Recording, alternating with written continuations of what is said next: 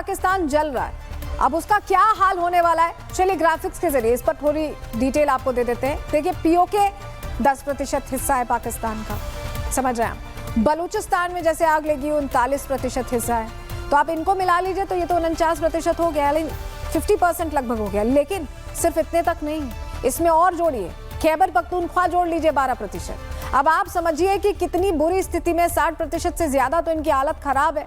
अब इनको समझ ही नहीं आ रहा कि ये कैसे करें। अब थोड़ा सा जो पंजाब बचेगा, क्या उसी में पाकिस्तान सिमट कर रह जाएगा? इसीलिए ये सवाल खड़ा हो रहा है, क्योंकि खैबर पख्तूनख्वा हो, बलूचिस्तान हो, सिंध पंजाब को छोड़ दे तो गिलगिट बल्टिस्तान में भी क्या हो रहा है हम देख रहे हैं। सिंध में भी विद्रोह रहता ही है, तो बचता है खाली पंजाब। क्या खाली पंजाब के दम पर पाकिस्तानी हुक्मरान सब कुछ चला सकते हैं? ये बहुत सवाल है, क्योंकि बलूचिस्तान के ही तो मिनरल्स बेच रहे हैं जा के ब्रीफकेस में दिखा के।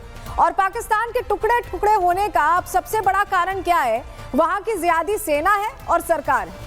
और ये किस तरह के कट्टरपंथी जियादी हैं, इसे आप इस बात से समझिए कि इनके रक्षा मंत्री भरी संसद में खड़े होकर कहते हैं कि अगर कोई सरहद के अंदर ज्यादा बोलेगा तो उसको भी हम मौत के घाट उतारने से चूकेंगे नहीं। उनका ये बयान सुनिए आप। जो उनको पनाहगाहें मुयस्सर करते हैं, चाहे वो हमारी सरजमीन पे हैं या वो अफगानिस्तान की सरजमीन के ऊपर है, इसमें किसी को कोई शक नहीं होना चाहिए। अगर किसी गांव से या किसी पनाहगाह से 4 या 5 या 10 या 15 आदमी निकल के हमारे किसी फौजी काफिले के ऊपर जो है हमला करते हैं, उसका जवाब जो है हो सकता है सबको सब साथ कोलैटरल डैमेज भी हो, उसको सबको सब भुगतना पड़ेगा। जहां पे उनकी पनाहगाहें होंगी उनको भी भुगतना पड़ेगा, और जो लोग उनको पनाहगाह देते हैं उनको भी भुगतना पड़ेगा। Enough is enough। ये अब जो हमारे सब्र का पैमाना जो है पाकिस्तान की हुकूमत का, पाकिस्तान की अफवाज का जो है लबरेज हो चुका है। देखिए, पाकिस्तान ने जो बोया है आज वो उसी की फसल काट रहा है। पाकिस्तान ने अपने गार्डन में आतंकी सांप पाले, आज यही सांप उसे काट रहे हैं, डस रहे हैं। यही वजह है कि आज कहा जा रहा है कि पाकिस्तान के लिए हमें अपने शक्तिशाली ब्रह्मोस खर्च करने की भी जरूरत नहीं है। शॉर्ट में कहें तो इन्हें मारने की भी हमें जरूरत नहीं है।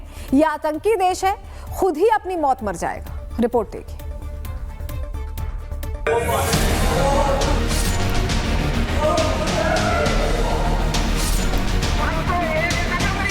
पाकिस्तान के मौजूदा हालातों में पाकिस्तानी सेना के पास सिर्फ अब 3 रास्ते हैं, या तो टीडीपी के हाथों मारे जाएं या फिर टीएलपी के हाथों खदेड़े जाएं।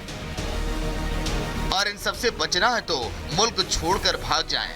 पाकिस्तानी सेना के सारे रास्ते बंद हो चुके हैं और जख्मों पर नमक छिड़कने वाली बात यह है कि ऑपरेशन सिंदूर बदस्तूर जारी है।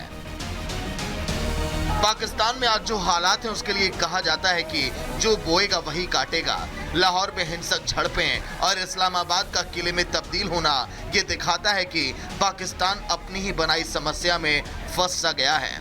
इसके पीछे तहरीक-ए-लब्बैक पाकिस्तान नाम का एक कट्टरपंथी संगठन है जो कभी पाकिस्तानी फौज का प्यारा हुआ करता था। पाकिस्तानी फौज की जान लेने पर उतारू टीएलपी वही संगठन है जिसे इसी जिहादी सेना ने पाल पोस कर बड़ा किया है। मकसद था नागरिक सरकारों को दबाने के लिए एक सड़क की ताकत तैयार करना, और ये वही तरीका है जो पाकिस्तान ने भारत के खिलाफ लश्कर-ए-तैयबा और जैश-ए-मोहम्मद जैसे आतंकी संगठनों के साथ अपनाया था। लेकिन अब यही पालतू जानवर अपने मालिकों को ही काटने लगा है। लाहौर में टीएलपी का एक विशाल विरोध प्रदर्शन जारी है। इस प्रदर्शन में हजारों समर्थक शामिल हुए हैं और इस्लामाबाद की ओर मार्च कर रहे हैं। टीएलपी का आरोप है कि इस प्रदर्शन के दौरान उसके 11 समर्थकों को मार दिया गया है। ये दुनिया देखे कि इस्लामी जमहूरिया पाकिस्तान की रियासत अपने शहरियों को गोलियां मार रही है। तुम्हारी नस्लों से भी पूछा जाएगा, सालिमों गोलियां क्यों चला रहे हो? आज पाकिस्तानी फौज की जान की दुश्मन बनी टीएलपी, इसका जन्म साल 2015 में हुआ था और तभी से ये संगठन बार बार पाकिस्तान को तकलीफ देता रहा है। 2017 में टीएलपी ने इस्लामाबाद की 21 दिन तक घेराबंदी की। मजेदार बात यह है कि जब भी ये संगठन उत्पात मचाता है, पाक फौज बिचौलिए की भूमिका निभाती है और इनके साथ डील करती है। तहरीक-ए-लब्बैक उर्दू शब्द है। तहरीक का अर्थ आंदोलन का मूवमेंट और लब्बैक का अर्थ है हाजिर हूँ। टीएलपी एक वक्त पर सभी का बच्चा रहा है। सेना ने इसे पाला पोसा तो वहीं राजनीतिक दलों ने भी इसे खूब दाल भात खिलाया। एक वक्त पर टीएलपी के ऊपर प्रतिबंध लगाया गया तो वहीं इमरान खान की सरकार ने टीएलपी पर से प्रतिबंध हटा दिया था। हुआ ये कि टीएलपी के मुखिया सआद रिजवी को आतंकवाद विरोधी कानून के तहत जेल में डाल दिया गया था, लेकिन हजारों टीएलपी समर्थकों ने लाहौर के इस्लामाबाद तक लॉन्ग मार्च निकाला। इस हिंसा में 20 से ज्यादा लोग मारे गए, जिसमें 10 पुलिसकर्मी भी शामिल थे। Indian council on global relations के रिपोर्ट के मुताबिक साल 2018 के चुनावों में टीएलपी का इस्तेमाल पाकिस्तान मुस्लिम लीग नवाज को कमजोर करने के लिए किया गया था, ताकि इमरान खान का रास्ता साफ हो सके। यानी टीएलपी ने पूरी तरह पीटीआई और आईएसआई के इशारे पर काम किया। टीएलपी हर मामले में चतुर कट्टरपंथियों का एक दल है। इनका लीडर साद रिजवी भीख मांगने के तरीकों को बताते हुए सुझाव दे चुका है कि एक हाथ में एटम और दूसरे हाथ में कुरान लेकर भीख मांगनी चाहिए। हम मुल्क की मैशत बचाने के लिए जा रहे हैं। मैंने कहा इधर आओ, तुम कहते हो पाकिस्तान के रोडों पे निकलने से कुछ नहीं होता। एक बार बाहर निकलो, कुरान को दाएं हाथ में उठाओ और एटम बम वाले बक्से को बाएं हाथ में उठाओ और पूरी काबीना भर के स्वीडन ले जाओ और जाकर कहो कि हम कुरान के तहफ़्फ़ुज़ के लिए आए हैं। सारी कायनात की नेमतें अगर तुम्हारे पाँव में ना आ गई तो हमारा नाम बदल के रख देना। टीएलपी हकीकत में लकड़बग्घों का एक दल है, लेकिन इस कट्टरपंथी गैंग ने अपनी ताकत का स्वाद चख लिया है और सीख गया है कि इसे कैसे इस्तेमाल करना है। राज्य के खिलाफ नहीं, बल्कि उनकी सेवा में जो पर्दे के पीछे से असली नियंत्रण रखते हैं। ये सड़कों पर जिस भी मकसद से निकले, लेकिन इनकी गर्दन में बंधी अदृश्य लगाम किसी न किसी के हाथ में होती जरूर है। ऐसे में अब लब्बैक के लकड़बग्घों की लगाम आज किसके हाथ में है, ये महत्वपूर्ण नहीं है, बल्कि मुनीर किस मौत मरता है ये देखना बेहद जरूरी है। Bureau report, Republic Bharat.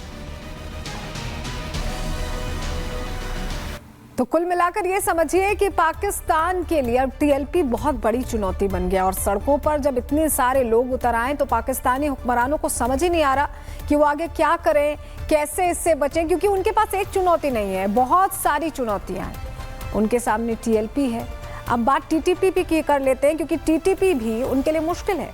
लब्बैक कार्यकर्ता सड़कों पर उतर आए तो वहीं दूसरी तरफ मुनीर के पास अब बचने का कोई ठिकाना नहीं है, क्योंकि सड़कों पर टीएलपी वाले यहां उतरे हुए हैं तो वहीं कैंट के अंदर बंकरों में टीटीपी वाले घुसकर मार रहे हैं। हालत ये हो गई है कि आप टीएलपी से बचें या टीटीपी से बचें, उनके लिए समस्या खड़ी हो गई है।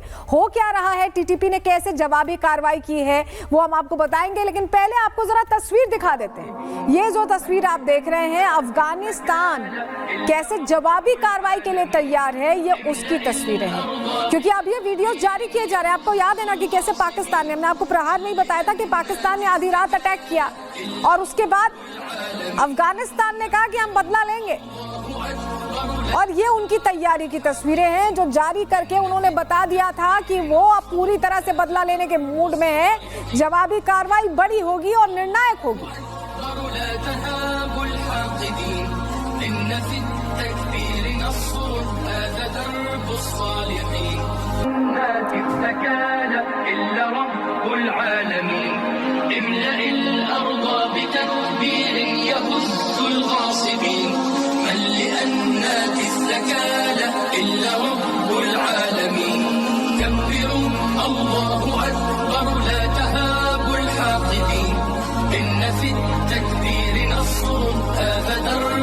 तो ये आपने तैयारी की तस्वीर देख ली, और अगली तस्वीर आपको जो दिखाने जा रहे हैं वो बता रही है कि कैसे अब टीटीपी ने अटैक किया। ये देखिए, डेरा इस्माइल इलाका है ये पाकिस्तान का, और वहां पर जो पुलिस का सेंटर था उसको सीधा निशाना बना लिया है। देखिए, पाकिस्तान का तो निशाना फेल हुआ था, लेकिन अफगानिस्तान का ये निशाना फेल नहीं हुआ है। टीटीपी ने पुलिस सेंटर पर अटैक किया, ये उसकी तस्वीरें आप देख रहे हैं, और ये तस्वीर बता रही है कि अब जो बदला लेना शुरू हुआ है ना, तो ये थमने नहीं वाला है। Police line, police training centre, ये उनकी दीवार, फायरिंग की आवाज आ रही होगी। The police line, police line. और एक और डेरा इस्माइल खान की तस्वीर आपको दिखा देते हैं, जो पुलिस सेंटर है इनका, पुलिस ट्रेनिंग सेंटर। वहां पर देखिए कैसे धमाकों के बाद की तबाही मची थी, ये उसकी तस्वीर आप देख रहे हैं। सब कुछ दूध कर जल रहा है। जो वहां लोग थे वो भागने की कोशिश कर रहे थे क्योंकि उनके ऊपर ऐसे अचानक अटैक हुआ जिसके लिए वो प्रिपेयर्ड नहीं थे। देखिए टीटीपी पर जो इन्होंने हमला किया था पाकिस्तान ने, वो तो फेल्ड अटेम्प्ट साबित हुआ था, लेकिन ये जो टीटीपी ने जवाबी कार्रवाई की, ये फेल्ड नहीं, सटीक अटेम्प्ट है।